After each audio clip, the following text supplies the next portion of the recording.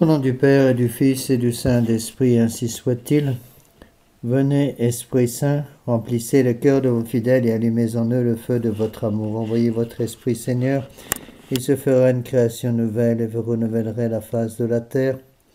Prions au Dieu qui avait daigné envoyer votre Esprit sur ce monde, donnez-nous par ce même Esprit de comprendre et d'aimer ce qui est bien, de jouir sans cesse cette divine consolation, par le même Jésus-Christ notre Seigneur. Ainsi soit-il. Je vous salue Marie, pleine de grâce, le Seigneur est avec vous. Vous êtes bénie entre toutes les femmes, et Jésus, le fruit de vos entrailles, est béni. Sainte Marie, Mère de Dieu, priez pour nous pauvres pécheurs, maintenant et à l'heure de notre mort, ainsi soit-il. Nos saints anges gardiens, veillez sur nous. Saint Pédis, priez pour nous. Saint Joseph, priez pour nous. Saint Thomas d'Aquin, priez pour nous. Au nom du Père et du Fils et du Saint-Esprit, ainsi soit-il.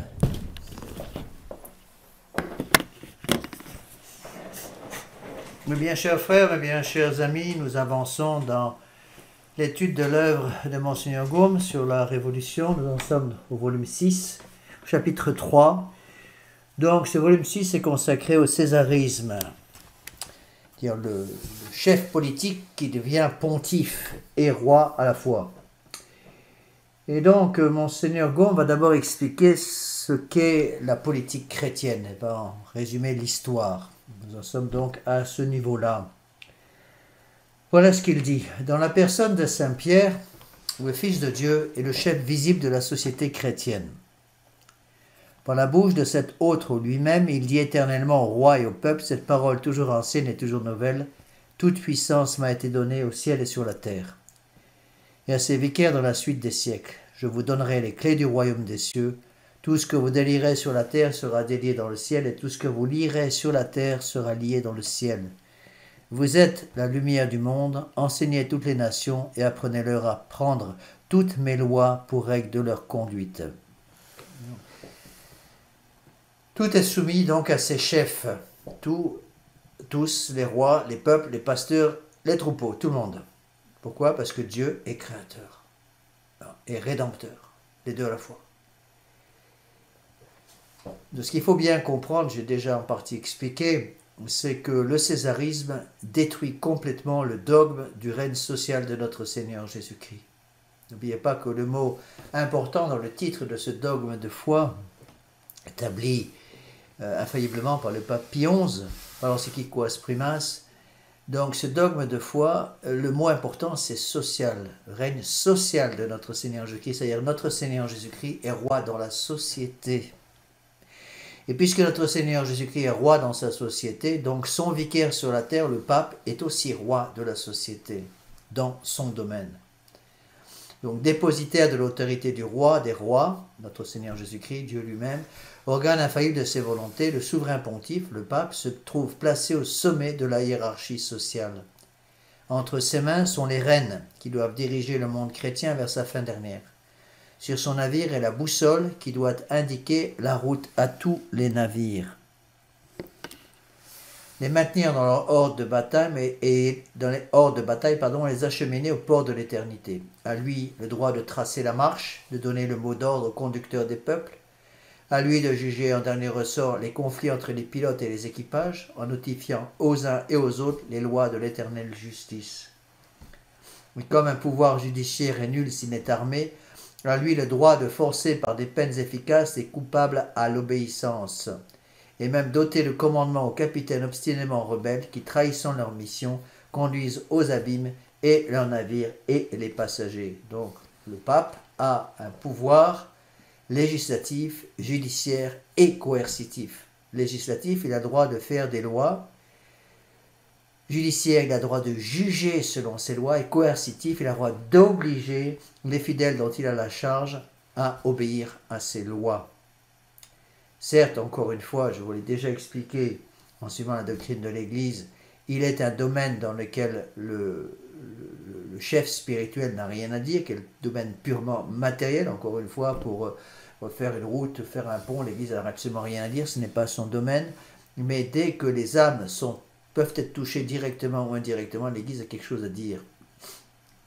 Donc, à moins de soutenir que la fin suprême des nations n'est pas la même que celle des individus, C'est-à-dire que cette faim renfermée dans les limites des temps consiste à vendre, acheter, boire, manger, dormir et digérer en paix, sans souci de l'éternelle vie, ou que chaque pouvoir social a le droit de régner selon ses caprices, ou enfin qu'il a le droit d'interpréter infailliblement la loi divine. Ces principes sont d'une évidence incontestable. Le Moyen-Âge en fit la base de son ordre social. Et quelque dur qu'il soit de l'entendre, il faut le redire, dit Monseigneur Gaume. Ces grandes vérités, avec les conséquences pratiques qui en découlent, ont créé la civilisation chrétienne et fondé la liberté du monde. Comme l'oubli de cette même vérité reconduit le mode à la barbarie et à l'esclavage. C'est très fort ce qu'il dit. C'est parfaitement exact. Et où on se donne comme chef notre Seigneur Jésus-Christ, et à ce moment-là on arrive à la véritable liberté, où on refuse l'autorité de notre Seigneur Jésus-Christ, et à ce moment-là, on va tomber sous l'autorité d'une autre personne, qui s'appelle le démon. Et là, ça va être le retour à la barbarie et à l'esclavage. On devient esclave de celui qu'on sert. Soit on sert notre Seigneur Jésus-Christ, à ce moment-là, on devient esclave de notre Seigneur Jésus-Christ, qui est doux et humble de cœur, soit on devient esclave du démon, qui est au contraire un maître qui mène le monde justement par la barbarie et l'esclavage. Soit on adore notre Seigneur Jésus-Christ, soit on adore un faux Dieu. Mais encore une fois, on ne peut pas adorer les deux, même si l'on prétend, j'ai déjà expliqué, que l'on donne les mêmes droits au faux Dieu et au vrai Dieu. Donc telle est ici l'évidence des faits, la certitude du droit que les protestants eux-mêmes lui rendent hommage. C'est donc une justice qui leur est due. Ils le font avec une bonne foi, une admiration capable de faire rougir certains écrivains soi-disant catholiques. Donc ces mêmes protestants parfois reconnaissent, voilà une citation de Monseigneur Gaume, pour être soumis à la haute direction du pape, disent ces protestants, qu'on ne croit pas que les royaumes du Moyen-Âge en fussent moins heureux ou moins libres. Le contraire est la vérité. C'est une belle souveraineté que celle des Innocents et des Grégoire. Respectez-moi, soumettez-vous, obéissez, disait-elle, en échange je vous donnerai l'ordre, la science, l'union, l'organisation, le progrès. D'une main, la papauté luttait contre le croissant musulman, de l'autre, elle étouffait les restes du paganisme énergique du septentrion. Elle ralliait comme autour d'un point central les forces morales et intellectuelles de l'espèce humaine. Elle était despote comme le soleil qui fait rouler le globe. Alors, voilà ce qu'il faut comprendre. Diriger au flambeau de l'évangile l'humanité régénérée dans la voie du véritable progrès, inspirer des lois, créer des institutions en rapport avec ce but élevé, y ramener toutes les sciences, tous les arts et jusqu'aux fêtes populaires, faire de tous les royaumes chrétiens une famille toujours armée contre la barbarie, tel fut pour les nations du Moyen-Âge le premier bienfait de la politique chrétienne. Maintenir la paix dans leur sein, en éloigner les deux plus grands fléaux de l'humanité, le schisme et l'hérésie, terminer autant que possible leur querelle en évitant l'effusion de sang et le second. Alors, ce qu'il faut bien comprendre, c'est que Monseigneur Gaume ne dit pas qu'au Moyen-Âge, tout était parfait. La perfection n'est pas d'ici-bas. Il y avait des bandits aussi au Moyen-Âge. Mais au moins, les bandits du Moyen-Âge savaient qu'ils étaient bandits. Quand ils se faisaient attraper par la maréchaussée, avant de finir une corde au cou dans les galères, eh bien, ils passaient par la case de la confession et se convertissaient avant de mourir. Parce qu'ils savaient très bien qu'ils avaient offensé le bon Dieu. C'est le bon larron qui dit « Il est normal que nous souffrions parce que nous payons pour ce que nous avons fait. » Bon. Le problème, c'est qu'aujourd'hui, en 2020, des bandits, il y en a bien plus évidemment qu'au Moyen-Âge, mais ces bandits prétendent ne pas être des bandits. Ils prétendent qu'ils ont le droit d'être des bandits. Un autre exemple qu'on peut donner, parce que ça aide les gens à comprendre, il y avait au Moyen-Âge certainement des sodomites. Il y en avait quelques-uns, il n'y en avait pas beaucoup, mais il y en avait. Bon, ils étaient obligés de se cacher, parce qu'ils savaient qu'ils étaient dans une situation morale qui est un péché qui crie vengeance contre le ciel. Ils le savaient tous, donc ils se cachaient par honte. Aujourd'hui, ils ont fait tous, comme on dit vulgairement, leur come out, c'est-à-dire qu'ils sont sortis et ils prétendent non seulement ne plus avoir à se cacher, mais pouvoir être fiers de leur vie de péché. Voilà la grande différence. Au Moyen-Âge, un pécheur savait qu'il était pécheur. En 2020, les pécheurs savent très bien, au fond d'eux-mêmes, qu'ils sont pécheurs parce qu'ils ont encore une conscience, mais ils prétendent qu'ils ont le droit de vivre comme cela. N'est-ce pas chose admirable de voir un empereur allemand dans la plénitude de sa puissance au moment même où il précipitait ses soldats pour étouffer le germe des républiques d'Italie, s'arrêter tout à coup et ne pouvoir passer outre? Des tyrans couverts de leur armure, environnés de leurs soldats, Philippe de France ou Jean d'Angleterre suspendre leur vengeance et se sentir frappés d'impuissance. À la voix de qui, je vous prie? Demande Monseigneur Gaume. À la voix d'un pauvre vieillard habitant une cité lointaine, avec 2 bataillons de mauvaises troupes et possédant à peine quelques lieues d'un territoire contesté. N'est-ce pas un spectacle fait pour élever l'âme, une merveille plus étrange que toutes celles dont la légende est remplie? Donc ces exemples qu'on cite avec une si légitime admiration ne sont pas des faits isolés. L'histoire de l'Europe au Moyen-Âge est pleine de monuments et d'actes solennels qui font briller avec éclat la loi fondamentale de la politique chrétienne, le règne de Jésus-Christ et l'autorité sociale de la papauté.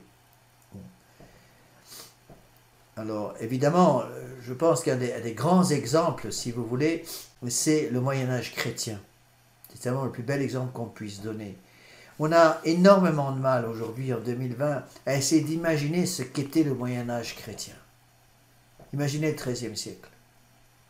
Il y avait comme roi en France Saint-Louis, Louis IX.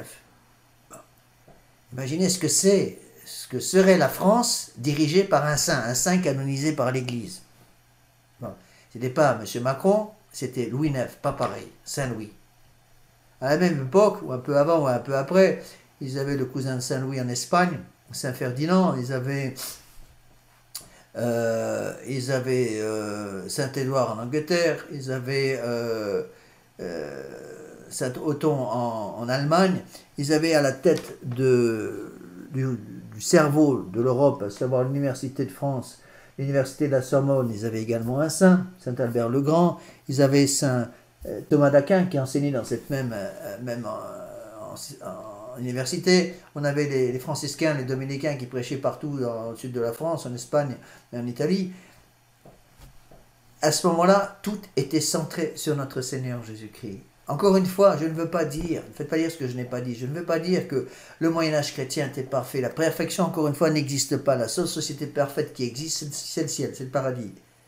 Il n'y a pas de société parfaite ici-bas.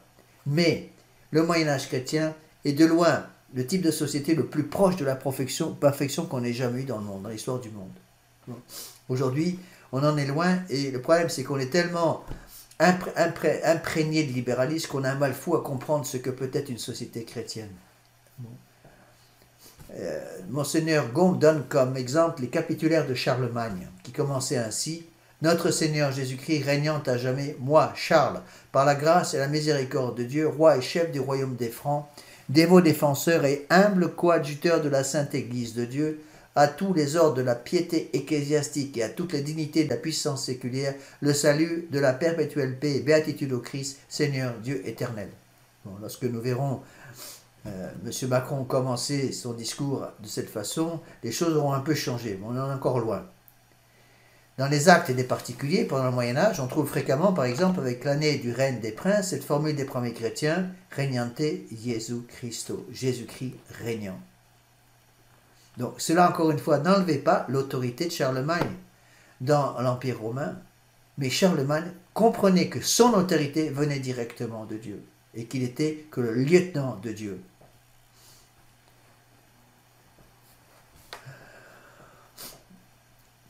Donc, tout ce qui nous regarde est admirable sous la royauté de Jésus-Christ et dépend de lui, doit être reporté à lui. Les rois eux-mêmes maîtres et des affaires sous lui sont avec les peuples ses heureux serviteurs et avec leurs sujets se reconnaissent les sujets de ce roi souverain. Il vaut beaucoup mieux être sujet du roi des rois, notre Seigneur Jésus-Christ, que d'être sujet des banques supercapitalistes. Le règne social de Jésus-Christ n'est pas, comme le prétend l'ignorance ou la mauvaise foi, une invention du Moyen-Âge au profit de la papauté. Le Moyen-Âge n'est que le continuateur des premiers siècles. C'est Dieu lui-même qui a voulu ce règne social de notre Seigneur Jésus-Christ. Et c'est la raison d'ailleurs pour laquelle le dogme du règne social de notre Seigneur Jésus-Christ n'a aucunement été déclaré avant les années 1925, 1928 avec le pape Pie XI, Equas Primas.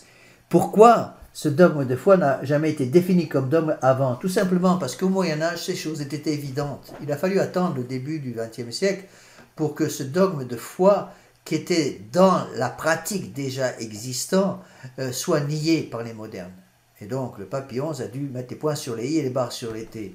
Mais au Moyen-Âge, il était absolument évident que notre Seigneur Jésus-Christ était roi de la société. Il était absolument évident que tous les hommes, quels qu'ils soient, étaient tenus en conscience devant Dieu de suivre la loi divine. Les 10 commandements du bon Dieu étaient pour tout le monde. Il faut attendre la folie du monde moderne pour entendre un monde moderne qui prétende que la loi de Dieu s'exerce pour certaines personnes mais pas pour tout le monde. C'est comme si, c'est aussi bête que si quelqu'un me disait, moi, je n'ai pas été créé par notre Seigneur Jésus-Christ et donc je ne dépends pas de lui. Il est évident que si quelqu'un pouvait me prouver qu'il n'a pas été créé par notre Seigneur Jésus-Christ, il aurait le droit de me dire, puisque je n'ai pas été créé par notre Seigneur Jésus-Christ, puisque je n'ai pas été racheté par le sang de notre Seigneur Jésus-Christ le vendredi saint sur la croix de Jérusalem, en Palestine, donc je n'ai pas à obéir à la loi divine puisque je suis indépendant de lui.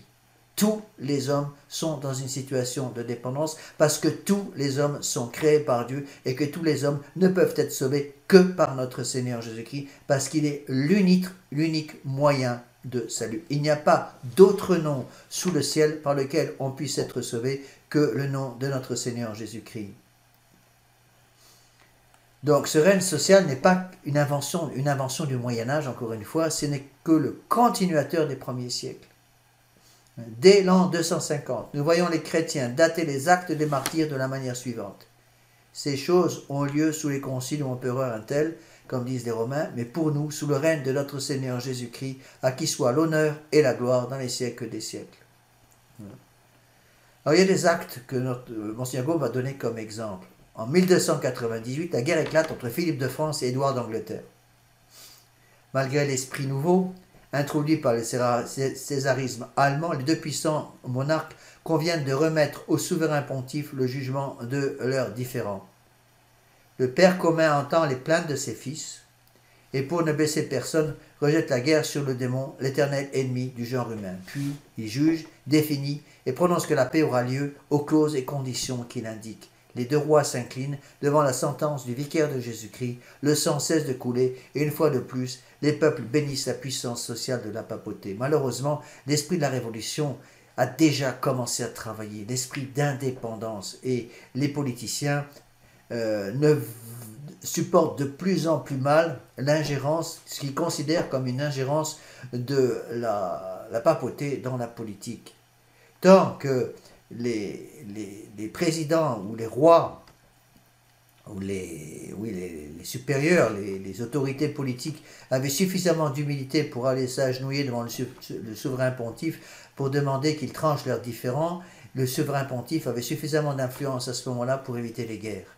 Malheureusement, lorsque les politiciens ont voulu devenir indépendants de notre Seigneur Jésus-Christ, notre Seigneur Jésus-Christ leur dit littéralement, vous prétendez que vous pouvez vivre sans moi, mais je vous laisse tomber pendant un certain temps. Vous allez voir ce qui va arriver. Autre exemple que donne Monseigneur Gaume, 1365, se rencontre un fait analogue, glorieux vestige de l'ancien droit social de l'empereur de l'Europe chrétienne. Le roi de France, cette fois-ci, et le roi d'Aragon sont en guerre. Tout à coup, ils se souviennent qu'ils sont rois chrétiens, que le sang des peuples leur sera redemandé et qu'il existe dans le système social de l'Europe un moyen pacifique de rétablir l'harmonie. Avec une simplicité sublime, ils écrivent le compromis suivant. Notre Saint-Père, le Pape, du consentement de nous et de notre dit frère, sera chargé pour en ordonner partie oui, si comme il lui semblera à faire par raison, et que nous et notre dit frère nous en soumettrons à notre dit Saint-Père, sans préjudice de notre souveraineté, par les plus fortes sûretés qui pourra être fait, et ne pourront jamais nous ne dire de notre dit frère, ni les successeurs de nous et de lui, procéder par voie de fait, ni de guerre, pour occasion des demandes des choses dessus dites, ou des dépendances, mais en connaître toujours notre dit Saint-Père qui est et qui sera pour le temps. Bon, c'est du vieux français, mais vous avez compris ce que cela veut dire. Donc comme on voit, dès le commencement de l'Église, outre les grandes causes religieuses, toutes les grandes causes religieuses, Non, pardon, je reprends. Comme on voit dès le commencement de l'Église, toutes les grandes causes religieuses arrivées des différentes chrétientés de l'Orient et de l'Occident au tribunal suprême du Saint-Siège, ainsi nous voyons la France, l'Angleterre, l'Espagne, l'Allemagne du Moyen-Âge soumettre leurs grandes causes sociales au jugement du souverain pontife. Pourquoi? Parce que le pape est père. Il est père de tous les hommes. Père spirituel, mais père quand même. Donc il a une autorité. Et lorsque les différentes puissances commencent à se battre, elles se plaçaient au Moyen-Âge chrétien immédiatement sous la protection du serviteur des serviteurs de Dieu, le pape lui-même. Donc cette haute magistrature, les papes l'exercent, non comme on l'a prétendu en vertu des concessions des rois et des peuples, concessions imaginaires et dont on ne trouve pas de vestiges, mais bien en vertu d'un droit inhérent à leur qualité de chef de la société chrétienne, d'interprète infaillible des lois divines et des juges divinement établis pour décider les points de droit aussi bien publics que privés et revêtus de l'autorité nécessaire pour faire exécuter leurs sentences. Tel est le titre que les successeurs de Pierre invoquent toutes les fois qu'ils accomplissent un de ces grands actes d'autorité sociale si légitimes, si salutaires, si justement bénis au Moyen-Âge et si odieusement calomniés de nos jours.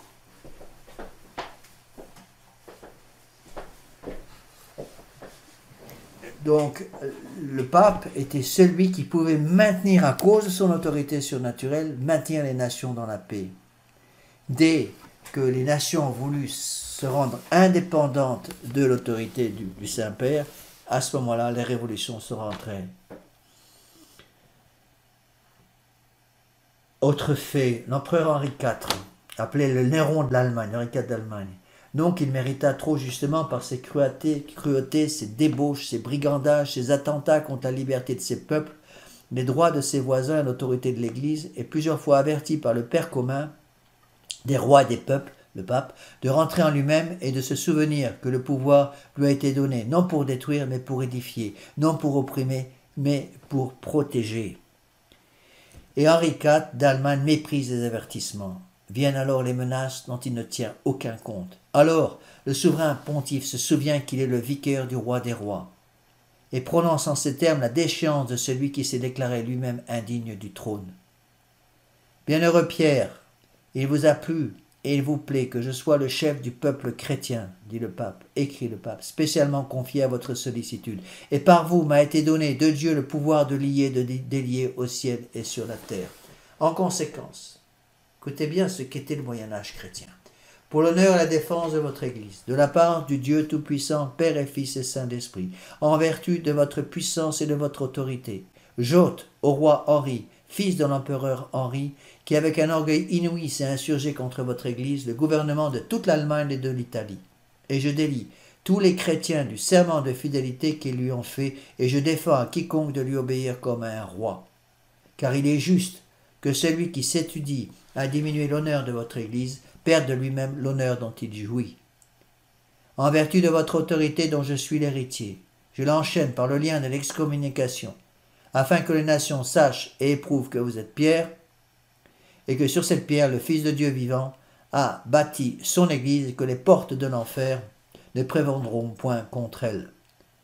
Donné l'an de l'incarnation du Seigneur, 1075. Voilà ce qu'était le Moyen-Âge chrétien. Et donc les rois le savaient à l'époque. À l'époque, les rois avaient une autorité au-dessus d'eux, autorité qui pouvait, justement, qu'ils savaient, une autorité directement influencée par notre Seigneur Jésus-Christ, donc une autorité légitime. Aujourd'hui, qui a l'autorité sur le monde? Qui est le patron, par exemple, de M. Macron? Parce que M. Macron a un patron. Qui est son patron? Les grandes banques, la grande finance internationale. La finance internationale se fiche complètement des lois divines. La grande finance internationale n'a aucun cœur. Le pape a un cœur. Le Saint-Père a un cœur. Évidemment, n'oubliez pas qu'à l'époque, il y avait des vrais papes. Autre exemple donné par Monseigneur Gaume. Encore une fois, il faut avouer, on a énormément de mal aujourd'hui à comprendre ces choses-là, parce qu'on se dit, mais c'est pas possible, on ne peut plus revenir à des principes pareils, parce que le monde est trop pourri. Tout est possible avec la grâce du bon Dieu. Autre exemple donné par Monseigneur Gaume, 1245. Innocent IV, en présence du Concile général de Lyon, invoque le même droit et use la même formule contre l'empereur Frédéric, cet autre César dont les crimes furent la terreur et la honte de son siècle. Après avoir énuméré les forfaits de tout genre dont Frédéric s'est souillé, ainsi que les avertissements paternels dont il a été l'objet et qu'il a méprisé, le souverain pontife rappelle qu'il a été établi pour peser dans la balance le mérite et le démérite, le juste et l'injuste, pour maintenir la paix de l'Église et la tranquillité générale de la société chrétienne. Et voilà ce qu'il ajoute. En conséquence, la cause soumise à l'examen diligent du Saint Concile, puisque nous tenons malgré notre indignité la place de Jésus-Christ sur la terre, et qu'il nous a été dit dans la personne du bienheureux Pierre, tout ce que tu liras sur la terre sera lié dans le ciel, et tout ce que tu délieras sur la terre sera délié dans le ciel. Nous le déclarons donc privé par le Seigneur de tout honneur et dignité, et tel nous dénonçons et déclarons par notre sentence le susdit prince qui s'est rendu si indigne de l'empire du royaume et de toute espèce d'honneur et de dignité, et qui, par ses iniquités, a mérité d'être rejeté de Dieu et privé du droit de régner. Déliant pour toujours de leur serment ceux qui lui ont juré fidélité, défendant en vertu de l'autorité apostolique à quiconque de lui obéir désormais comme s'il était empereur ou roi, frappant d'excommunication ipso facto ceux qui lui donneraient conseil ou assistance, que ceux auxquels appartient l'élection de l'empereur lui choisissent librement un successeur. Donné à Lyon le 16 des 40 d'août, l'année 3e de notre pontificat. Donc, il faut bien comprendre cela, mes bien chers frères. Je sais que, encore une fois, c'est très difficile de nous remettre dans ces siècles chrétiens. Un catholique, c'est quelqu'un qui veut que notre Seigneur Jésus-Christ règne. Un révolutionnaire, c'est quelqu'un qui dit « Nous ne voulons pas que notre Seigneur Jésus-Christ règne sur nous ». Mais nous, catholiques, nous disons l'inverse. Nous voulons que notre Seigneur Jésus-Christ soit roi. Roi de nos cœurs, roi de nos sociétés, roi de nos familles, roi de nos lois, roi de nos universités, roi de tout ce que nous faisons. Parce qu'il est créateur et rédempteur. Et que personne ne peut être sauvé sans lui. Donc sans les papes, Rome n'existerait plus. Grégoire, Alexandre, Innocent opposèrent une digue au torrent qui menaçait toute la terre. Leurs mains paternelles élevèrent la hiérarchie et à côté d'elle la liberté de tous les États. Et donc, ces papes du Moyen-Âge ont pu rendre la fierté aux catholiques. Malheureusement, un torrent va essayer de tout détruire et ce torrent, c'est le césarisme.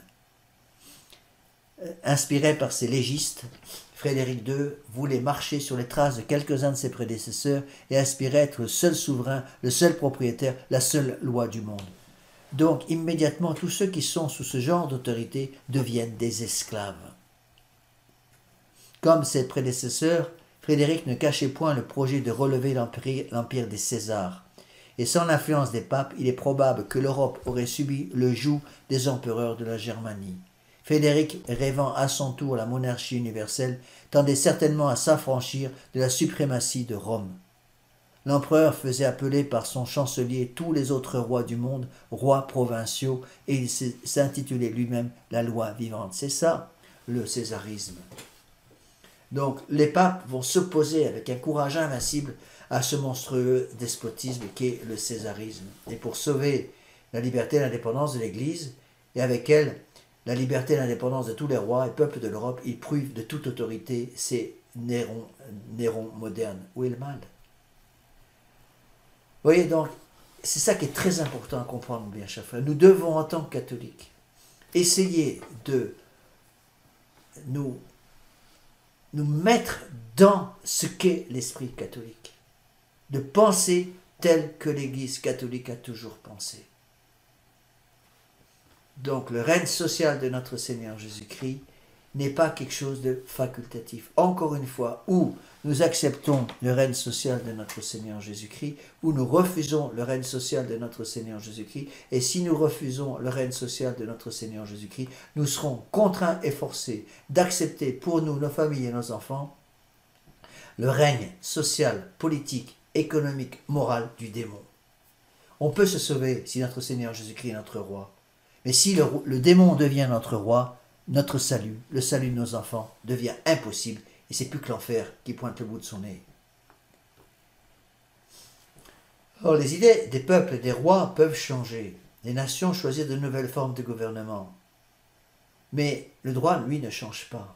En plein XVIe siècle, une nouvelle sentence d'excommunication et de déposition fondée sur la même autorité va frapper une tête non moins odieuse que celle de Frédéric, un tyran dont les mœurs rappellent celles d'Héliogabale et la cruauté celle de Caligula. Henri VIII fait asseoir tous les crimes sur le trône d'Angleterre et souille l'île des Saints par le pillage des monastères, la destruction des églises, la profanation des tombeaux et le supplice de 72 000 catholiques. Tout ça pour une histoire de divorce. Henri VIII, qui était roi légitime d'Angleterre, n'arrivant pas à avoir d'enfant mâle, demande le divorce et le roi lui rappelle que le mariage est indissoluble. Refuse le divorce et Henri VIII se fait sacré pontife et crée sa propre église. Et pratiquement du jour au lendemain, tous les Anglais, ou presque, à commencer par tous les évêques anglais, sont devenus anglicans, sont rentrés dans l'église anglicane. Et vous avez maintenant des millions et des millions et des millions d'anglicans dans le monde, tout ça pour une histoire de divorce. Donc le père de la grande famille européenne à l'époque, le pape, est informé de tant d'excès. Il avertit Henri VIII, il reprend, il conjure, mais tout est inutile.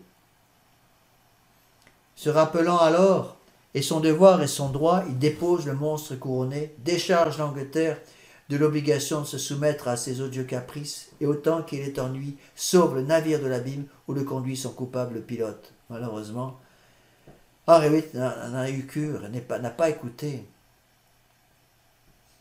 Donc, pour mettre le tyran hors d'état de nuire, et sauver ainsi l'ordre public, la liberté, la propriété, la foi de l'Angleterre, le souverain pontife fait le vide autour de lui. En défendant sous peine d'encourir la même excommunication dont il est frappé, de lui obéir, de lui prêter aide ou assistance. Puis, s'il demeure obstiné, le chef de la famille européenne ordonne à tous les rois et ses fils d'aller au secours de l'Angleterre et de la délivrer du sanglier qui la ravage. Mais malheureusement, l'Angleterre va méconnaître la voix du Père commun. Et là, on verra avec le volume suivant que c'est toute l'influence, hélas, du protestantisme. L'anglicanisme n'est qu'une forme de protestantisme. Et en punition de sa désobéissance, l'Angleterre va tomber sous le joug d'une femme dont les cruautés, les injustices, les infamies ont une place à part dans l'histoire. D'une femme dont la main souillée du sang de sa sœur signe le long martyr de l'Irlande, la mort au milieu de torture inouïe de tout ce que l'Angleterre a de plus recommandable, la spoliation sur la plus vaste échelle et enfin, ce qui est 1000 fois plus triste, l'acte qui arrache à l'île des Saints son antique foi pour la jeter en proie au césarisme aveugle et brutal personnifié dans la fille d'Anne de Boleyn. Voilà mes bien chers frères, comment l'île des Saints est devenue l'île du démon en l'espace de quelques années à cause de l'apostasie du roi d'Angleterre Henri VIII et à cause de la servilité des évêques anglais. Le trône de Pierre est occupé par un saint. Fidèle à sa mission, Saint Pie V, suivant l'exemple de ses prédécesseurs, fait usage du droit social dont la papauté est dépositaire. Et le 23 février 1570, il lance contre Élisabeth, la reine Élisabeth, la sentence de déposition, fondée non sur un droit conventionnel, mais sur l'autorité apostolique. Voilà le texte. Celui qui règne dans les hauteurs, à qui a été donnée toute puissance, au ciel et sur la terre, a confié le gouvernement souverain de l'Église une, sainte, catholique et apostolique, hors de laquelle il n'y a point de salut, à un seul chef sur la terre, savoir le prince des apôtres, Pierre, et au successeur de Pierre, le pontife romain. Seul il l'a établi prince sur toutes les nations et sur tous les royaumes, afin de déraciner, de détruire, de dissiper et de jeter au vent, de planter et d'édifier, de manière à contenir le peuple fidèle par le lien de la charité et dans l'unité du Saint-Esprit, et de le présenter sain et sauf à son Rédempteur. En conséquence, appuyé sur l'autorité de celui qui, malgré notre indignité, a daigné nous placer sur ce trône souverain de la justice, dans la plénitude de l'autorité apostolique, nous déclarons la sudite Élisabeth hérétique et fautrice des hérétiques, et ses adhérents excommuniés et retranchés de l'unité du corps de Jésus-Christ. De plus, nous la déclarons privée de tout droit au royaume d'Angleterre, ainsi que de toute autorité, dignité et privilège, et les grands, les sujets et les peuples dudit royaume et tous ceux qui lui ont prêté un serment quelconque, déliés pour toujours de tout serment de fidélité et d'obéissance, comme nous les délions par l'autorité des présentes. Défendons et interdisons, sous peine d'excommunication à tous et à chacun d'obéir soit à elle-même, soit à ses ordres, soit à ses lois. Malheureusement, le pape Saint Pie V n'a pas été écouté. Regardez les conséquences. Alors encore une fois, ne dites pas, mais monsieur l'abbé, nous sommes en 2020, ces choses ont peut-être un intérêt historique, mais vous ne comprenez pas, c'est inadmissible en 2020. Eh bien, où les gens ouvrent les yeux, pour pouvoir ressusciter d'entre les morts, littéralement, où les gens se ferment les yeux, deviennent des aveugles conducteurs d'aveugles, des autruches qui se cachent la tête dans le sable pour ne pas voir le danger qui arrive, et ils vont disparaître. Et c'est exactement ce qui se passe. L'Europe est devenue une gigantesque poubelle, la France en particulier, parce que justement, on a mis le bon Dieu dehors. Et lorsque le bon Dieu est mis dehors, quelqu'un d'autre prend la place, encore une fois, et c'est quelqu'un d'autre, c'est le prince des ténèbres. D'après ces actes solennels, on voit, suivant la pensée de Leibniz, conforme à celle de saint Thomas d'Aquin, que les papes sont les chefs spirituels et les empereurs aux rois, les chefs temporels, mais subordonnés de l'Église universelle de la société chrétienne. Le droit public repose sur cette base et les jurisconsultes du Moyen-Âge résonnent sur ce pied-là. On voit de plus, nous le répétons, que c'est en vertu d'une autorité inhérente à leur charge et non en vertu d'une concession d'un compromis que les souverains pontifes exercent leur suprême magistrature. Encore une fois, soit Dieu, soit le démon. Il n'y a pas de juste milieu. On ne peut pas plaire à la fois à Dieu et à ses ennemis. Nul ne peut servir deux maîtres à la fois. Je sais que c'est extrêmement difficile de remettre des idées saines sur ce sujet dans la tête, dans les cerveaux de la plupart de nos fidèles, parce que, encore une fois, nous sommes contaminés par ce libéralisme. Monseigneur Lefebvre nous disait avec raison, ce libéralisme, nous disait-il à nous, jeunes séminaristes que nous étions, vous l'avez reçu vous l'avez sucé avec le lait de votre mère. Nous sommes tous imprégnés. Et Monseigneur Lefebvre allait plus loin, il nous disait, plus vous avez fait des études universitaires, plus vous êtes contaminé par ces idées du libéralisme. Et on disait, un jeune paysan qui a passé ses années d'adolescence et de jeune adulte sur un siège de tracteur ou derrière ses vaches, n'a pas trop été contaminé par ces idées libérales. Mais si vous avez fait des années d'université, que vous le vouliez ou non, vous êtes contaminé par ces idées. Elles sont rentrées dans vos veines. Nous continuons avec le texte de Monseigneur Gaume. Comme dans l'ordre religieux, il faut de toute nécessité un juge infaillible du vrai, de même dans l'ordre social, il faut un juge suprême du juste. Ôtez ce jugement du pape, vous le donnez à la force. Ôtez le jugement à Dieu, vous le donnez au démon. Le duel justement défendu entre les particuliers devient non seulement légitime, mais nécessaire de peuple à peuple, de peuple à roi. Or, pesez la conséquence. Si l'ordre social est tellement constitué que la raison du plus fort soit la dernière raison du droit, où est la bonté, où est la justice, où est la sagesse de Dieu? On pourrait dire, si la raison du plus riche est la dernière raison du droit, où est la bonté, où est la justice, où est la sagesse de Dieu? J'ai vu ça quand j'étais aux États-Unis dans les procès. Les Américains sont très procéduriers, ils font beaucoup de procès. Et dans les procès, il n'y avait qu'une seule chose qui comptait, c'était l'argent. Donc quand il y avait un procès, les deux parties devaient faire durer. Et on repoussait, il fallait payer des frais d'avocat faramineux. Et jusqu'au moment où une des deux parties ne pouvait plus continuer sur le plan financier, et là se retirait parce qu'il n'y avait plus d'argent pour payer les avocats. À ce moment-là, c'était l'autre qui remportait la victoire. C'est comme ça que ça se passait. Le genre humain n'est plus, comme dit Rousseau, qu'une agrégation d'individualités hostiles régies par la morale des loups. C'est le plus fort qui gagne. Et c'est ça qu'il faut comprendre. L'homme moderne a pris le goût du sang, mais surtout l'homme moderne a pris l'esprit d'indépendance. Et si nous avons tellement de mal à comprendre ce qu'est le règne social de notre Seigneur Jésus-Christ, c'est parce que l'orgueil du monde moderne a détruit toute vertu d'humilité et tout symbole, toute pratique de la vertu d'obéissance. L'homme est devenu un loup pour l'homme parce que l'homme a voulu devenir indépendant de Dieu. Devenant indépendant de Dieu, évidemment, il n'y a plus rien pour le contrôler et donc il va être contrôlé par les armes, il va être contrôlé par la force brutale, il va être contrôlé aujourd'hui par les principes de l'argent. Et Monseigneur Gon le remarquait déjà en son temps, et n'oubliez pas qu'il écrit en 1856, « En voyant les papes déposer les rois et délier les sujets de leur serment de fidélité, plusieurs se scandalisent.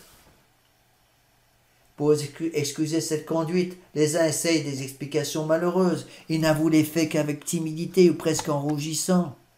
Aux yeux des autres, l'époque qui reconnaissait pour base de son droit public une pareille tyrannie semble barbare, et il salue comme l'ère de la délivrance le jour où finit la souveraineté sociale de la papauté. Et que tous entendent donc ce que leur répondent des hommes non suspects. Même les protestants le reconnaissaient. Voilà ici Monseigneur Gaume qui cite un ministre protestant. Le pouvoir papal, disposant des couronnes, empêchait le despotisme de devenir atroce. Aussi, dans ces temps de ténèbres, ne voyons-nous aucun exemple de tyrannie comparable à celle de Domitien de Rome. Les grands despotismes arrivent quand les rois se persuadent qu'il n'y a plus rien au-dessus d'eux. C'est alors que l'ivresse d'un pouvoir illimité enfante les plus atroces forfaits. C'est un protestant nommé Coquerel qui dit ça dans son essai sur l'histoire du christianisme.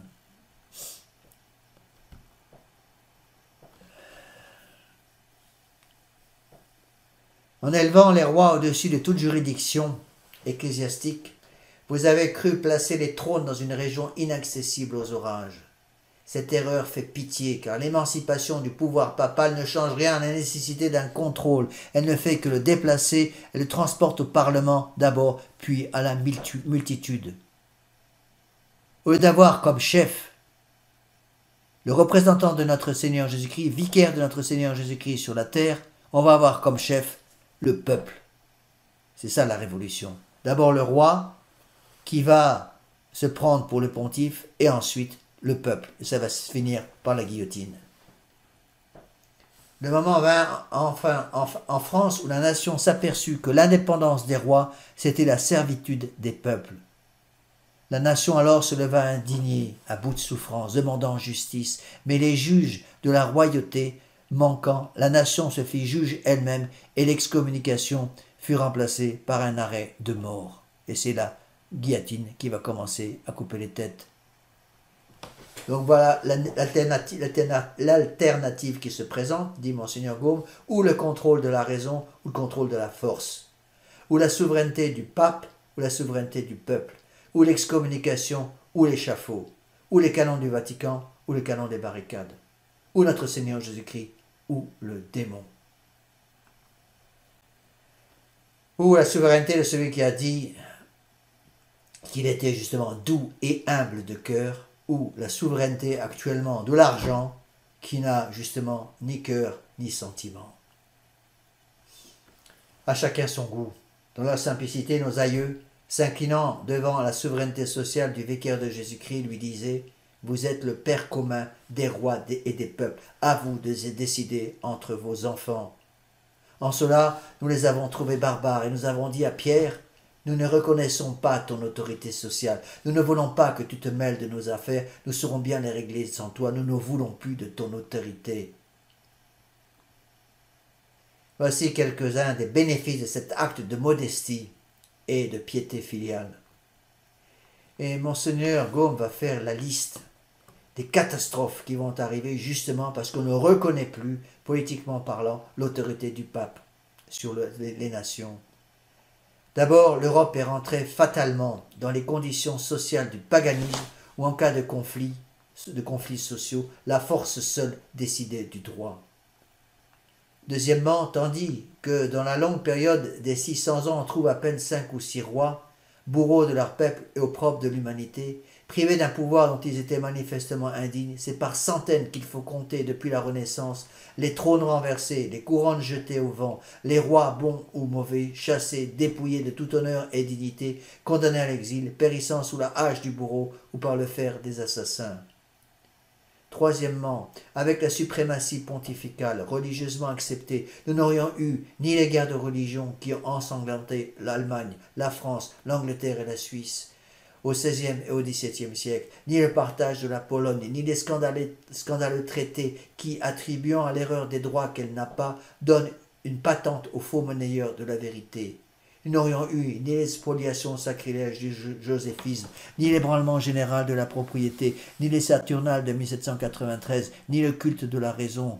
Et encore aujourd'hui, nous n'aurions ni l'incertitude du droit, ni la négation du devoir, ni des dynasties sans lendemain, ni des peuples sans avenir, ni des sociétés ingouvernables, ni ce déluge universel de doctrines monstrueuses qui menacent de transformer notre civilisation en barbarie et de renverser l'Europe dans l'abîme sans fond de socialisme. Voilà pourtant ce qui se fait dans le monde un dogme, ce que fait dans le monde un dogme de plus ou un dogme de moins. On a refusé notre Seigneur Jésus-Christ et maintenant on est esclave des banques, esclave du grand capitalisme.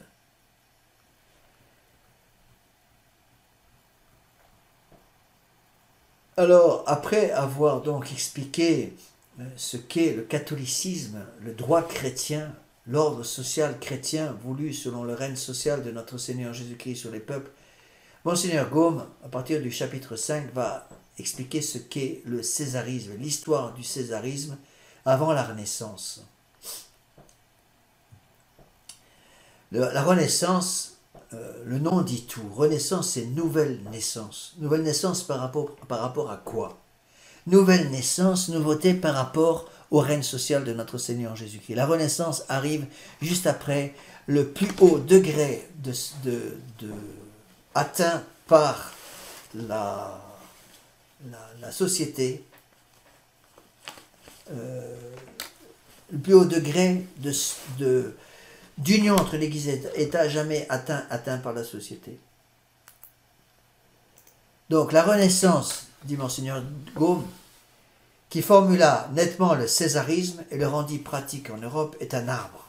Or, tout arbre a ses racines. Nous voyons serpenter celle du césarisme à travers les siècles du Moyen-Âge. Le mal est impérissable, comme la concupiscence au cœur de l'homme. La gloire d'une époque est de l'empêcher de se constituer à l'état religieux ou social. Telle fut, à l'égard du césarisme en particulier, celle du Moyen-Âge. Dès le XIe siècle, le paganisme politique trouve des princes ambitieux et cupides, disposés à le restaurer à leur profit. En première ligne figurent les Henri, les Othon, les Lothaire, les Frédéric d'Allemagne. Honorés par le Saint-Siège du titre de César et d'Auguste, ils prétendent en exercer les anciennes prérogatives, rêvent la monarchie universelle à leur profit et commencent à ébranler le dogme fondamental de la politique chrétienne, si glorieusement proclamé par l'Allemagne. La séparation des pouvoirs et la subordination nécessaire du pouvoir temporel au pouvoir spirituel. C'est déjà le début de tentative des rois de transformer les papes en esclaves du système politique. Et donc en Allemagne, ils vont prêcher leurs prétentions par la force. En Italie, ils leur cherchent un appui dans la popularité. De toutes les cités de la péninsule, ils répandent un esprit d'indépendance. Non pour les affranchir, mais pour les attacher à leur parti. Et même quand on avait en France un Saint-Louis, en Allemagne un Saint-Henri, en Espagne un Saint-Ferdinand, en Angleterre un Saint-Édouard, même à ces époques-là, il y avait des gens qui essayaient de faire rentrer ces poisons dans les cervelles, surtout des jeunes lettrés, entre autres. Alors, quand il y avait à la tête de l'État quelqu'un comme Saint-Louis en France, eh bien, il était possible de juguler ces influences. Mais ces influences étaient là, malheureusement. Elles commençaient déjà à grignoter, et le Moyen-Âge chrétien va s'écrouler finalement très vite à partir du XIVe siècle, lorsque les idées de la Renaissance vont sortir de terre comme les champignons après la pluie. Et comment peut-on caractériser cette tentative de révolution? L'esprit d'indépendance. Et sur toutes les cités de la péninsule, Ces révolutionnaires en herbe vont répandre un esprit d'indépendance, non pour les affranchir, mais pour les attacher à leur parti, attacher les hommes à leur parti. De là naissent pour l'Italie des dissensions interminables, et pour l'Europe les grandes luttes du sacerdoce et de l'Empire. L'instinct de leur ambition devient le thème favori des juristes courtisans qui, dans les universités de Bologne et de Padoue, essaient de le justifier devant la jeunesse de toutes les nations. Le droit public et le droit civil, voilà les deux courants par lesquels les idées politiques et sociales de l'Antiquité païenne reviennent scientifiquement au sein de l'Europe de Charlemagne et de Saint-Louis. Si nul fait n'est plus certain, nul n'établit mieux la grande thèse que nous soutenons, à savoir que le césarisme moderne n'est qu'un rameau empoisonné qui a reverdi sur le vieux tronc du paganisme au souffle de l'enseignement classique. Je répète cette thèse de Monseigneur Gaume, qu'il défend depuis le début de son œuvre. Le césarisme moderne n'est qu'un rameau empoisonné qui a reverdi sur le vieux tronc du paganisme au souffle de l'enseignement classique. Alors lorsqu'on avait comme chef d'État un Saint-Louis, eh bien, il est évident que les soldats du démon ne pouvaient pas faire ce qu'ils voulaient. Mais malheureusement, tous les rois n'ont pas été des rois comme Saint-Louis. Donc, tant qu'il y avait en Italie, par exemple, des prétendants à l'empire issu de sang carolingien, la couronne impériale que Charlemagne avait placée au-dessous de la tiare pontificale, cette couronne impériale s'inclina devant la tiare sous le règne de ses successeurs. Mais Othon Ier importa en Italie des sentiments nouveaux, nés en Allemagne. Ces sentiments, hostiles à la papauté, rompirent l'alliance que Charlemagne avait formée entre le pouvoir pontifical et la puissance temporelle. Et évidemment, ce sont les âmes qui vont se damner à cause de ça, parce que le démon va reprendre tout son pouvoir. La liberté ramenée à l'Antiquité, dont les semences conservées jusqu'au XIVe siècle, germèrent alors et produisirent la Renaissance. De là surgirent en Allemagne l'indépendance religieuse, en Italie la liberté nationale, en France l'esprit philosophique. Et ça va germer avec le XIVe, XVe, XVIe siècle. Les princes de Germanie, ça c'est l'abbé Rohrbacher qui parle, les princes de Germanie auxquels les papes transportèrent la dignité impériale, après l'extinction de la ligne masculine de Charlemagne, méconnurent peu à peu l'idée chrétienne de cette dignité pour reprendre peu à peu l'idée païenne de Néron et de Caligula, où on suit Charlemagne, c'est-à-dire le prince chrétien, vicaire de notre Seigneur Jésus-Christ, d'un certain, si vous voulez, lieutenant du Christ, l'évêque du dehors, où on prend comme modèle Néron Caligula. Donc ces princes de Germanie ne se disaient pas encore Dieu ou souverain pontife, mais ils y tendaient. Et parce que les papes s'opposaient à cette tendance, ils entreprirent de défaire les papes légitimes et d'en faire de leur fabrique. Et si les nouveaux Césars ne se donnent pas encore pour souverain pontife et pour Dieu, leurs légistes les donnent dès lors pour la loi vivante et souveraine, pour la loi incarnée. L'empereur dit ses légistes dès le XIIe siècle, telle est la loi vivante qui commande au roi. De cette loi vivante dépendent tous les droits possibles. C'est elle qui les corrige, qui les dissout, qui les lie. L'empereur est l'auteur de la loi et n'y est tenu qu'autant qu'il veut bien son bon plaisir et la règle du droit. C'est ainsi, explique Monseigneur Gaume, que l'idée de l'impérialité païenne se formule sous Henri V. Ses successeurs, avec leurs légistes de Bologne, en tirent les conséquences naturelles, que l'empereur allemand est le seul maître du monde, le seul propriétaire, que ni roi ni particulier n'ont rien que sous son bon plaisir, que les souverains d'Espagne, d'Angleterre et de France ne sont que des rois provinciaux destituables au gré de l'empereur. L'empereur de cet empire germanique devient un dictateur. C'est exactement ce qui s'est passé parce qu'on a enlevé l'influence bénéfique de l'Église catholique. Il est triste de le dire, mais c'est de l'Italie qu'est venue la renaissance du droit césarien, comme la renaissance de la philosophie et de la littérature païenne, dit Monseigneur Gaume. L'Allemagne n'est pas la seule tributaire de l'Italie. Aux leçons des juristes italiens, Cosia, Bulgare, Roger, Othon, Ugolinus, Azon, Accurs, Sinus de Pistoia, Bartol, Balde et autres encore, la France envoie ses jeunes légistes pendant les XIIe, XIIIe et XIVe siècles. Donc la renaissance du droit romain exerça une grande influence sur le droit public, et particulièrement sur l'agrandissement donné au pouvoir royal. Elle affaiblit l'autorité du droit coutumier qui perdit de plus en plus son caractère germanique et national. L'enthousiasme pour le droit romain fut tel qu'on douta un moment s'il ne prendrait pas la place des coutumes. Et il fallut un arrêt de la cour du roi de 1267 pour arrêter cette tendance. Mais malheureusement, la tendance était là. Le droit civil va prendre la place du droit coutumier et du droit ecclésiastique. On va mettre le bon Dieu dehors. Parce que les légistes s'estiment indépendants de toute autorité surnaturelle. Or, toute cette génération de juristes antérieurs à la Renaissance soutient hautement les principes fondamentaux du droit césarien. Ils enseignent entre autres que l'Empire est d'institution divine, qu'il est un et indivisible,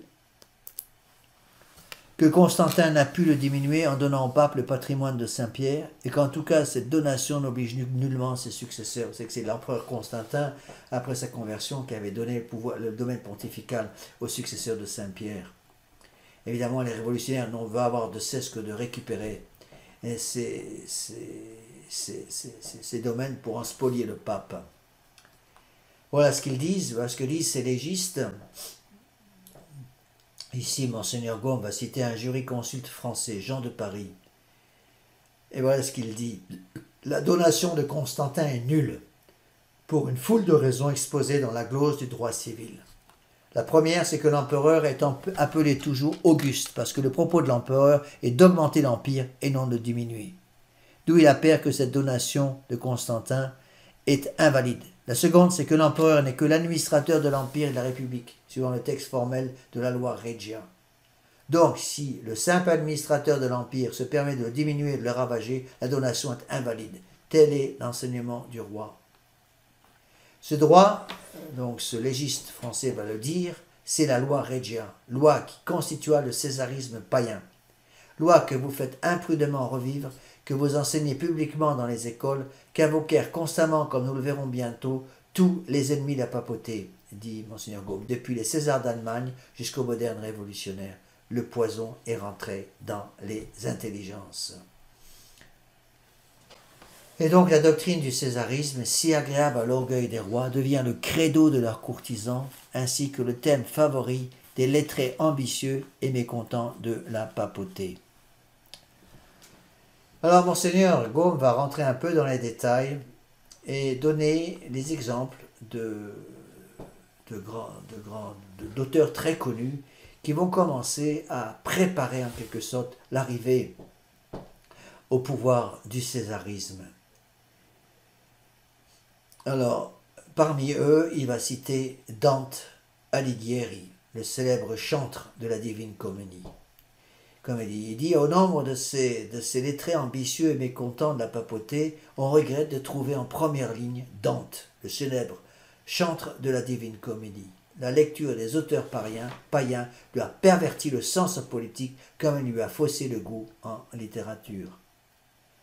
Dante était un poète sublime partout où il est chrétien, il devient plat et ridicule lorsqu'il fait le mélange bizarre que chacun connaît des choses saintes et des choses profanes, des fleurs mythologiques et des pensées chrétiennes.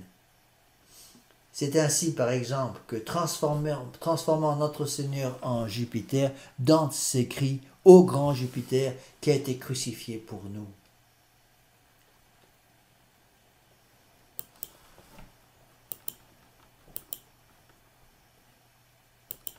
Donc, dans ce livre fameux de Dante, De Monarchia, ce livre peut être appelé le Code du césarisme au Moyen-Âge. Donc, Dante établit sa thèse sur deux sortes de raisonnements, les raisonnements philosophiques et les raisonnements politiques. Le premier, donc les raisonnements philosophiques, consiste à dire que Dieu gouvernant le monde par un seul mouvement et un seul moteur, l'humanité, image de Dieu, doit être gouvernée par un seul qui est le prince. Bon, les raisonnements politiques se formulent ainsi: la paix est le souverain bien des peuples. La pluralité des princes expose les peuples à une foule de conflits. Un supérieur unique est nécessaire pour maintenir l'ordre. Dans cette théorie qui n'admet qu'un seul empire, une seule société sur la terre, cache, comme on voit, une formidable résurrection du césarisme païen. C'est les Césars de l'Antiquité qui vont ressusciter d'entre les morts. Et Dante insiste sur cette idée. Il la retourne en tous sens, puis il demande quel est l'empire qui a droit à la domination universelle, et sans hésiter, il répond que c'est l'empire romain. Le peuple romain, dit-il, fut créé par la nature elle-même pour l'empire. En effet, suivant Aristote, non seulement les particuliers, mais les peuples naissent les uns pour obéir, les autres pour commander. Donc le peuple romain qui a conquis leur monde avait le droit de le conquérir, Dieu lui-même a prononcé. C'est ainsi qu'avec une hardiesse inouïe, Dante met le fait à la place du droit. Le Moyen-Âge réclamait d'autres arguments et n'était pas assez philosophe pour accepter sans murmure cette brutale apothéose de la force. Dante l'a compris et eut recours à des raisonnements théologiques. Ici, Monseigneur Gaume va citer un autre texte de Dante. Si donc le Christ n'avait pas souffert sous un juge légitime, il n'aurait pas été puni ni le péché expié. Or, ce juge légitime devait avoir juridiction sur le genre humain tout entier, puisque le genre humain tout entier était puni dans la chair du Christ, devenu notre caution.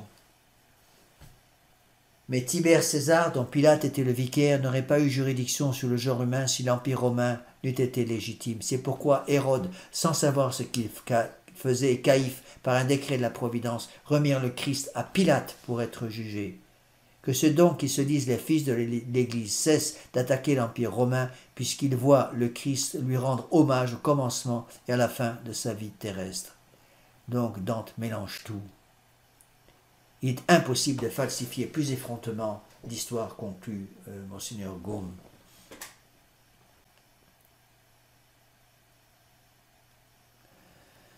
Peuple roi par droit de naissance, dominateur universel par vocation divine, bienfaiteur perpétuel du genre humain par ses conquêtes, le peuple romain, le vrai peuple de Dieu, et l'empire romain, l'institution définitive, est voulu de Dieu pour le bien de l'humanité. Donc encore une fois, l'autorité du prince va remplacer l'autorité divine. Et donc littéralement, dans ce système-là, Néron, Tibère, Caligula, Héliogabale, Henri, Frédéric Barberousse deviennent les oins du Seigneur. Telles sont les conséquences auxquelles aboutit Dante, poussé d'une part par son admiration pour l'Antiquité païenne et d'autre part par sa logique de fer. Que cette aberration nous étonne que médiocrement. Nous la retrouverons exprimée dans les mêmes termes par les juristes élevés à l'école de la Renaissance. Et c'est ce qui explique que, par exemple, lorsque le roi Henri VIII, en Angleterre, s'est révolté contre le pape pour pouvoir divorcer et assassiner sa femme, en fait, sa femme légitime, eh bien, toute l'Angleterre l'a suivi, en disant « c'est l'autorité, il faut la suivre ». Donc Dante va essayer de frapper un coup décisif en terminant son exposition des principes. Historien, jurisconsulte et théologien, il place le césarisme sous la triple autorité de l'histoire, de la théologie et du droit.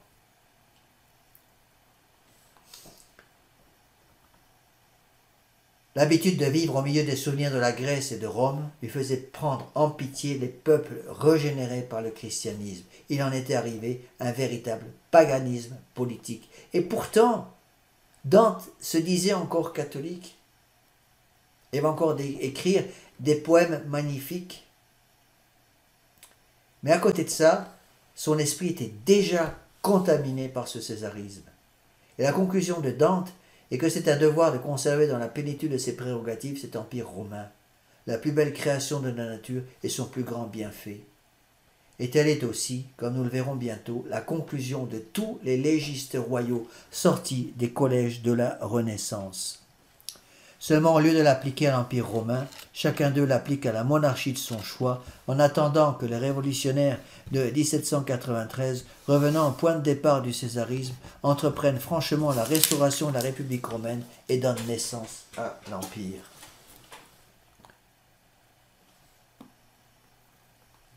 La conséquence forcée de ces principes est la réunion de la souveraineté spirituelle et temporelle dans une seule main. Il n'y a plus de contrôle de l'autorité politique. Auparavant, il y avait un contrôle, il y avait une autorité auquel on pouvait toujours se référer. C'était l'autorité papale. Aujourd'hui, cette autorité n'existe plus parce que tout est réuni dans une seule main, la main du prince temporel. Les juristes de la Renaissance donc tirèrent hardiment cette conséquence, d'abord au profit des rois, puis au profit des peuples. Donc le césarisme va donner d'abord, si vous voulez, Louis XIV et Louis XV, mais ça va donner aussi après Louis XVI, ça va donner la Révolution. Le Moyen-Âge n'était pas prêt pour cette théorie de l'esclavage renouvelé du paganisme. Donc Dante se borne à établir l'indépendance absolue de l'État. Donc, reprenant ces arguments théologiques, Dante dit « Le sacerdoce et l'Empire descendent directement de Dieu.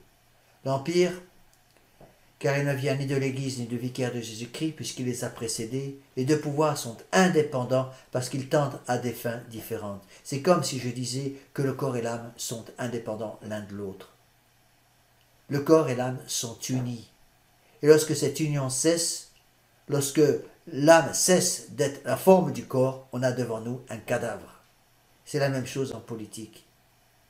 Lorsque l'esprit et le corps sur le plan politique sont séparés, c'est-à-dire quand l'influence de l'Église est coupée de l'influence politique, et l'Église n'a plus aucun pouvoir pour gérer et empêcher les débordements de la politique, à ce moment-là, c'est l'esclavage qui arrive. Donc le pouvoir impérial conduit l'homme, disent-ils, au paradis de la terre, le pouvoir pontifical conduit l'homme au paradis de l'autre monde. Le paradis de la terre, c'est la paix universelle que César seul peut donner, et s'il en était ainsi, et si Dieu destine l'humanité à un double bonheur, un bonheur terrestre et un bonheur céleste, le prince romain est l'élu de Dieu au même titre, dans les mêmes conditions que le souverain pontife. Vous voyez où en arrive Dante. Et la doctrine de Dante est contraire à l'enseignement de la théologie catholique.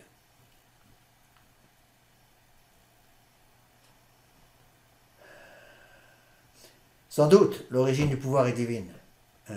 Non est potestas ecclesia Deo. Il n'y a pas de puissance s'il met en Dieu seul. Mais l'apôtre ne va pas au-delà. La question de personne ou de dynastie est réservée. Donc, continuons.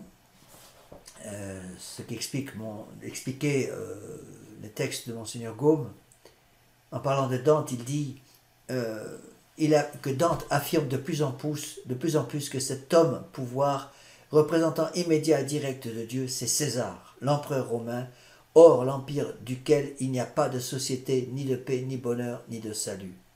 Donc 3 conséquences résultent de ce césarisme. La première, que le pouvoir de l'empereur est complètement indépendant du pouvoir pontifical. Il n'y a plus aucun droit de requête. Il n'y a plus aucune protection. Deuxième, l'empereur est le monarque universel. Troisième conséquence, le domaine temporel du pape est un abus car il est en opposition avec la monarchie universelle. Donc, si donc Constantin a cédé au pape le siège de Rome,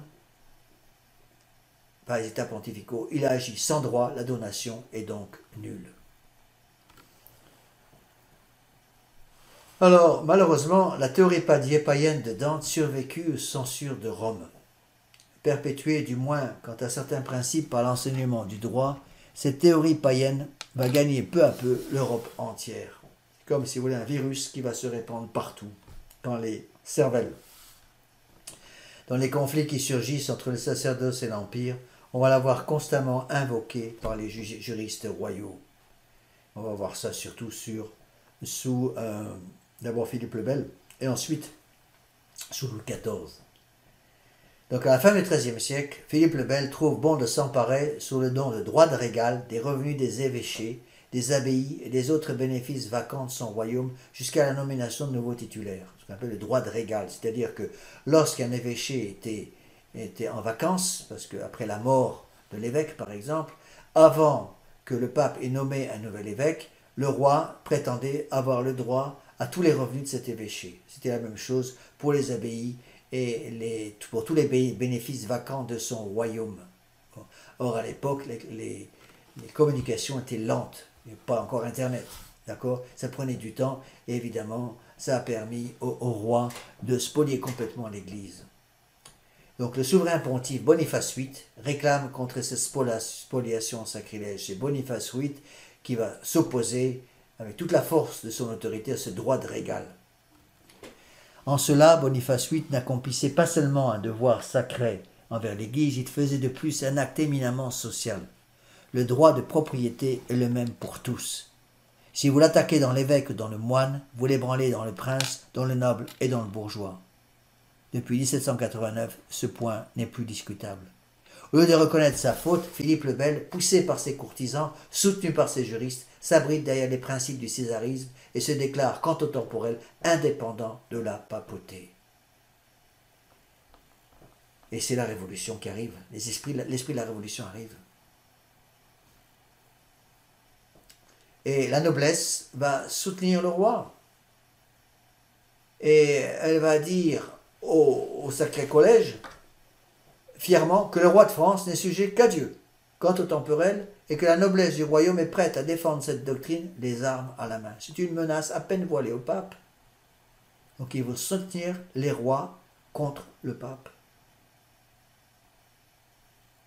Donc, fort de tant d'autorité, évidemment, le tiers-État va conclure, non seulement en poussant Philippe le Bel à la résistance, mais le pape étant mort, il demande que le roi punisse sa mémoire.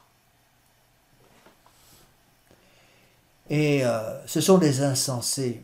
Parce que vous ne savez pas, dit Monseigneur Gaume, reprenant un texte de Louis Blanc, vous ne savez pas que l'indépendance des rois, c'est la servitude des peuples. Les peuples, en se libérant, entre guillemets, de l'autorité pontificale, la protection du pape, va devenir esclave des rois. Et les rois ne se rendent pas compte qu'en agissant ainsi, ils vont devenir esclaves finalement du peuple. Et c'est pour ça que le peuple va finir par couper les têtes des rois. Voir ce qui s'est passé en 1789 et après.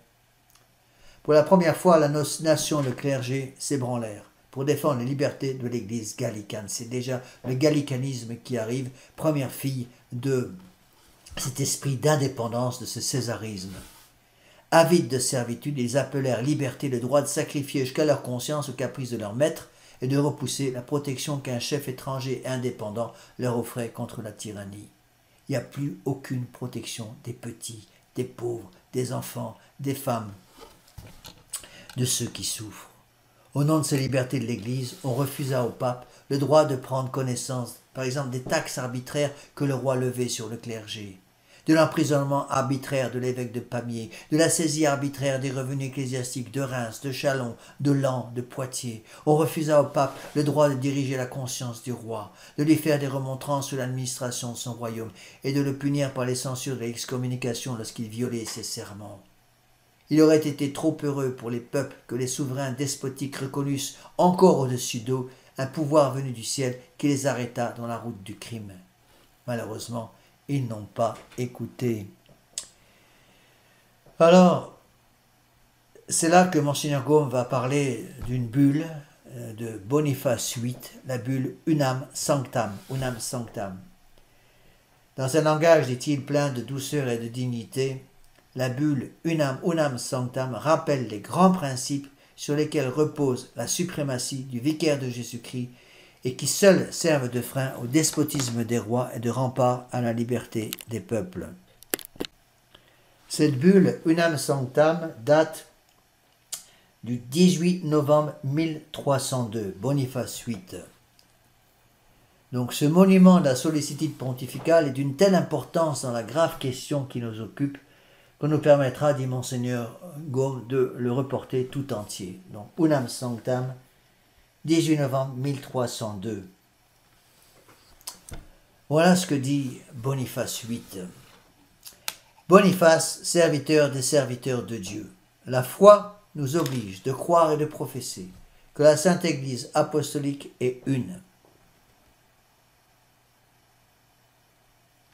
C'est pourquoi l'Église, une et unique, n'est qu'un seul corps, ayant non pas deux chefs, de tête, chose monstrueuse, mais un seul chef, savoir Jésus-Christ et Pierre, le vicaire de Jésus-Christ, ainsi que le successeur de Pierre.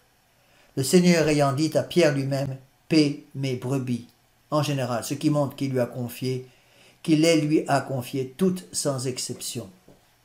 Si donc les Grecs et d'autres encore disent qu'ils n'ont point été confiés à Pierre et à ses successeurs, il faut qu'ils avouent qu'ils ne sont point les brebis de Jésus-Christ, puisque le Seigneur a dit, selon saint Jean, qu'il n'y a qu'un seul troupeau et un seul pasteur.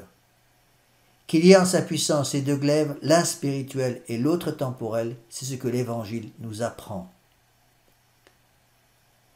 Car les apôtres ayant dit, voici deux glaives ici, c'est-à-dire dans l'Église, puisque c'était des apôtres qui parlaient, le Seigneur ne leur répondit pas, c'est trop, mais c'est assez. Assurément, celui qui nie que le glaive temporel soit la puissance de Pierre méconnaît cette parole du Sauveur, remets ton glaive dans le fourreau. Donc le glaive spirituel et le glaive matériel sont donc l'un et l'autre en la puissance de l'Église. Mais le second doit être employé pour l'Église et le premier par l'Église.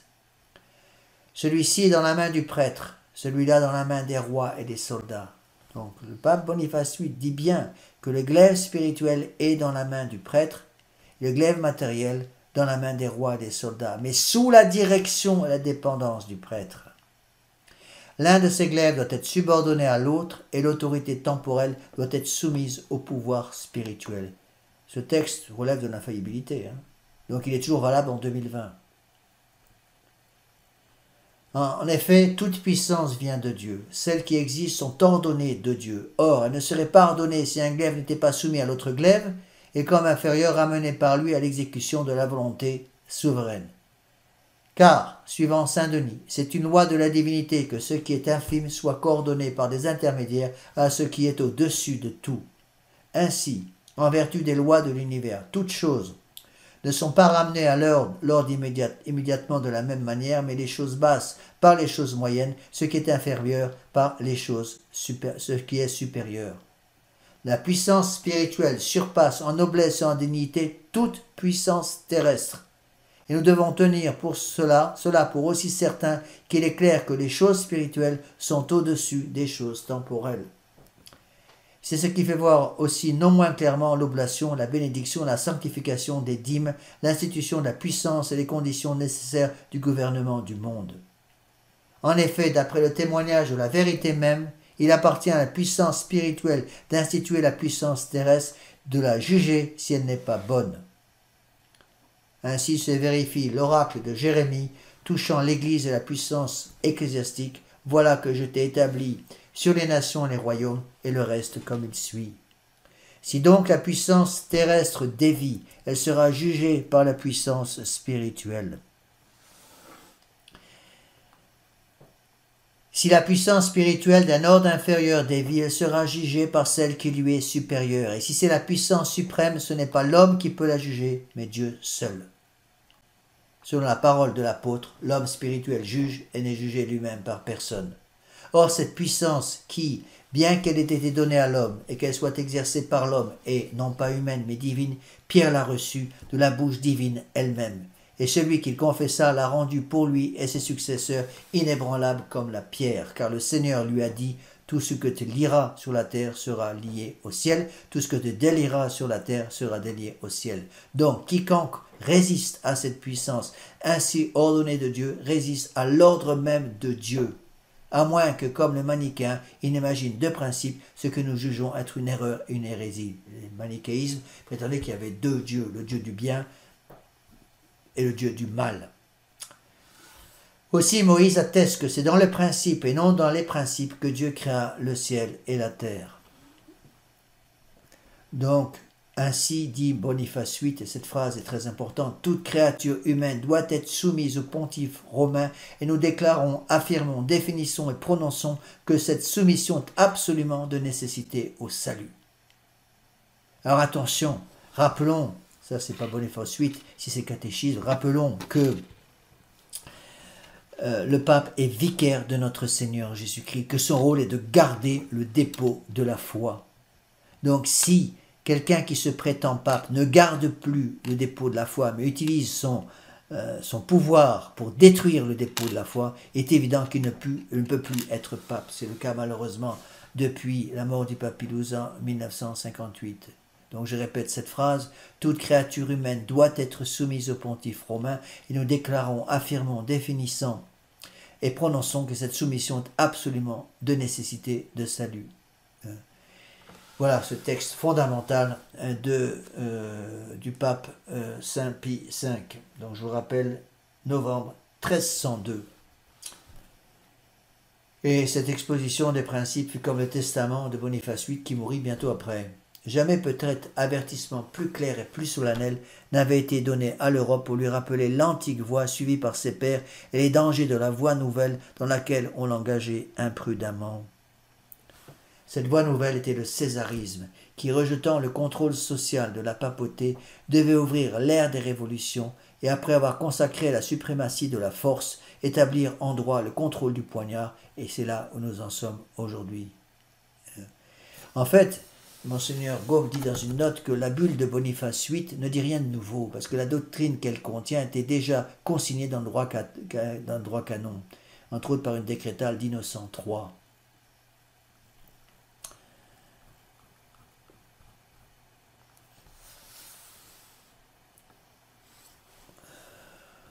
Alors continuons. Le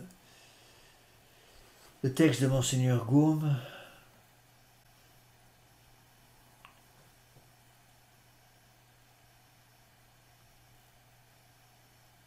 L'Europe du XIVe siècle n'en était pas encore là. Malgré l'entêtement momentané et même les violences coupables de Philippe le Bel, malgré les protestations révolutionnaires des États de 1302 renouvelées aux États de 1360 de 1406, malgré les démonstrations à peu près semblables des barons anglais en 1301, malgré les criailleries des gens de justice qui s'étaient constitués les gardiens et les défenseurs des prétendues franchises et libertés césariennes, le siège apostolique n'en continue pas moins d'être l'âme de la religion, et la religion l'âme de la société. Donc la révolution n'a pas encore le moyen d'exploser à ce moment-là.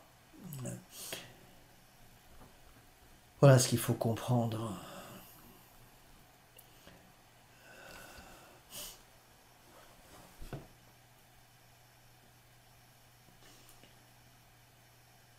Donc, ce qu'il faut comprendre, c'est que selon la doctrine de Boniface VIII, le pape a une autorité politique dans la mesure où il guide et contrôle les rois lorsque c'est nécessaire. Ici, Monseigneur Gaume va citer un texte de l'empereur Albert de 1303 au pape. Je reconnais que l'Empire romain a été transféré par le siège apostolique des Grecs aux Germains en la personne de Charlemagne, que le droit d'élire le roi des Romains destiné à être empereur a été accordé par le siège apostolique à certains princes ecclésiastiques et séculiers, que les rois et les empereurs reçoivent du siège apostolique la puissance du glaive matériel, et que les rois des Romains qui doivent être promus empereurs sont agréés par le même siège, principalement et spécialement pour être les avocats et les principaux défenseurs de la Sainte Église romaine et de la foi catholique. Donc l'autorité politique des chefs d'État leur a été donnée d'abord pour le bien spirituel des âmes qui sont dans leur pays. Et l'autorité politique a aussi le devoir d'être le principal défenseur de la Sainte Église romaine, de la foi catholique. C'est ce qui leur donne en quelque sorte leur juridiction.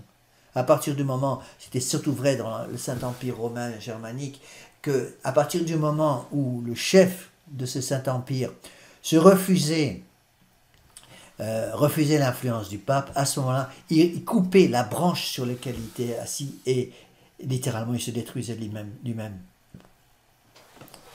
Donc, c'est si vrai que les empereurs d'Allemagne, successeurs d'Albert, continuent au terme de la bulle d'or donnée en 1350 de se regarder comme l'épée de l'Église, l'évoque d'or, et qu'ils reçoivent la couronne des mains du pape.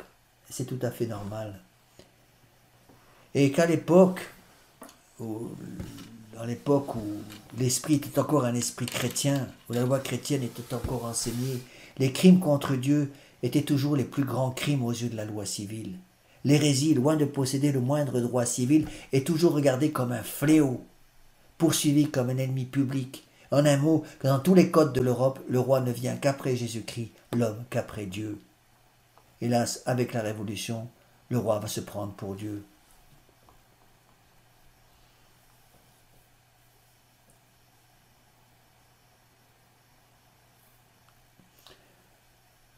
Alors Christophe Colomb vient de découvrir le Nouveau Monde en 1492 et d'en prendre possession au nom du roi Ferdinand en Espagne, de la reine Isabelle la catholique. Ces puissants monarques s'empressent de demander aux vicaires de Jésus-Christ la confirmation de leurs droits.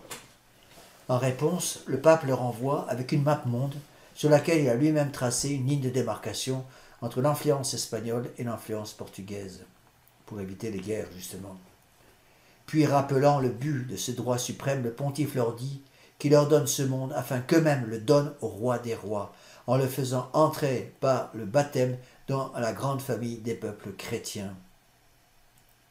Et ça, c'est absolument fondamental à comprendre. On retrouve le même principe dans la triple donation dans la vie de Sainte Jeanne d'Arc. La vie de Sainte Jeanne d'Arc va demander au roi Charles VII de lui donner son royaume. Elle va donner elle-même.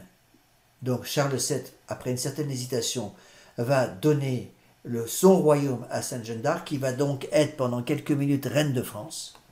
Sainte Jeanne d'Arc va le donner à Dieu, et Dieu va le rendre à Charles VII, ce qu'on appelle la triple donation.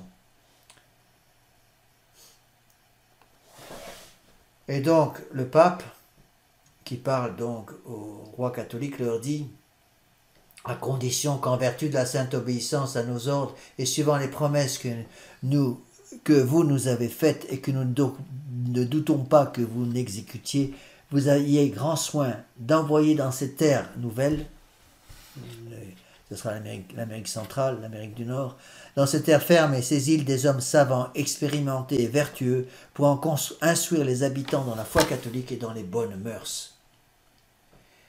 Et ça va être le début de l'évangélisation dans les Antilles et au Mexique.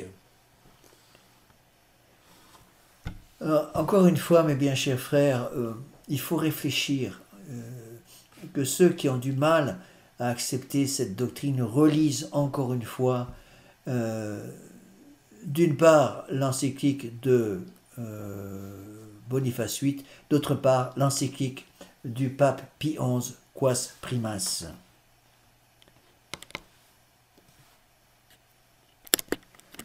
Donc, Quas Primas, c'est Pie XI, 11 décembre 1925. Vous pouvez aussi, pour ceux qui veulent se rafraîchir un petit peu les idées là-dessus, réentendre, réécouter sur mon site internet ou même sur YouTube la conférence que j'ai donnée sur le règne social de Christ Roi. Vous aider à vous remettre en mémoire dans la cervelle ces règles fondamentales qui protègent la société. Dès qu'on se coupe du règne social de notre Seigneur Jésus-Christ, c'est ça qu'il faut comprendre. Si on refuse l'autorité de notre Seigneur Jésus-Christ, si on se refuse de reconnaître notre Seigneur Jésus-Christ comme notre roi, on sera obligé, qu'on le veuille ou non, de reconnaître quelqu'un d'autre comme notre roi. Et ce quelqu'un d'autre qui va être reconnu comme notre roi, c'est le démon. Je sais encore une fois que c'est terriblement difficile pour beaucoup de nos fidèles, surtout les jeunes, d'accepter ces choses-là. Quand on leur explique souvent ces choses, j'ai remarqué, souvent ils vont pas nous dire en face, parce qu'ils ne vont pas nous vexer, mais par une certaine politesse, mais ils vont hausser les épaules et on les voit faire un petit sourire. Non, ouais, ça c'est la Belle-Lafitte, c'est la Belle-Lafitte. C'est pas la Belle-Lafitte, c'est Boniface VIII, c'est Pie XI avec Quas Primas pour instituer la fête du Christ Roi le dernier dimanche d'octobre. Et encore une fois, si nous ne voulons pas reconnaître notre Seigneur Jésus-Christ comme roi, nous serons obligés de reconnaître le démon comme roi. Si nous ne voulons pas être esclaves volontaires de notre Seigneur Jésus-Christ, nous deviendrons esclaves obligés du démon. Et le démon, il dirige les âmes qui sont ses esclaves avec la trique, avec les coups, avec la violence, avec l'impureté, avec le péché. Et donc on va devenir esclave du péché, esclave des trois concupiscences, et c'est évidemment la porte ouverte pour la chute en enfer. Au contraire, si nous reconnaissons notre Seigneur Jésus-Christ comme notre roi, comme notre souverain, à ce moment-là, il sera possible de trouver la véritable liberté. Dieu seul donne la liberté. C'est la vérité divine qui nous libérera. La liberté proposée par l'homme, la liberté des droits de l'homme est une fausse liberté. La liberté des droits de l'homme, c'est un esclavage. C'est l'esclavage du démon qui manifeste son pouvoir sur l'homme. Voilà ce qu'il nous faut comprendre. Et Monseigneur Gaume va maintenant, à partir du chapitre 8 du volume 6, il va expliquer donc l'histoire du césarisme avant la Renaissance, pour expliquer d'abord comment Charlemagne, Saint-Louis avaient des principes catholiques et comment malheureusement, petit à petit, les légistes vont influencer les rois de France pour qu'ils prennent les théories, ils acceptent les théories nouvelles. Nous verrons tout cela la prochaine fois. Ça va me prendre beaucoup de temps, vous voyez, j'en suis simplement à 1/3 du volume numéro 6 et j'ai déjà fait, je crois, 2 conférences totales complètes sur le sujet, déjà 3 heures de conférence, simplement pour expliquer 1/3 du volume numéro 6. Donc soyez patients, mais en même temps travaillez. N'ayez pas peur, n'hésitez pas, mes bien chers frères, à réécouter ces conférences pour être sûr que ça rentre. C'est, je dirais, il y va du salut de votre âme. Hein. Parce que la doctrine catholique, ce que j'enseigne, ce n'est pas ma doctrine. Je n'ai pas de doctrine catholique, de doctrine personnelle sur le sujet. C'est la doctrine de l'Église catholique. C'est la doctrine de toutes les grandes manifestations du pouvoir pontifical. C'est la doctrine du magistère de l'Église. C'est la doctrine du catéchisme du Concile de Trente. C'est la doctrine de saint Thomas d'Aquin. C'est la doctrine de tous les docteurs de l'Église. Voilà, nous allons terminer par une prière.